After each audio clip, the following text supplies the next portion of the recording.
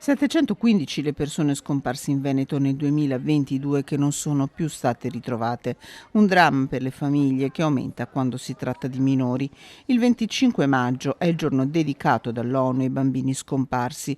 In piazza Cavour a Padova i volontari dell'associazione bassanese Penelope.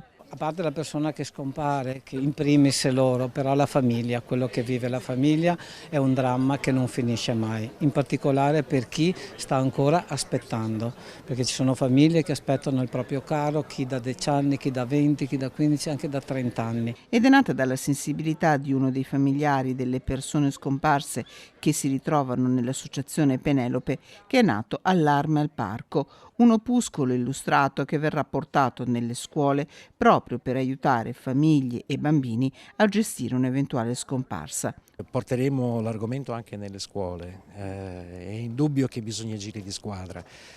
Senza squadra non si va da nessuna parte, quindi le forze dell'ordine si uniscono in questi casi all'associazione Penelope appunto per svolgere le loro attività.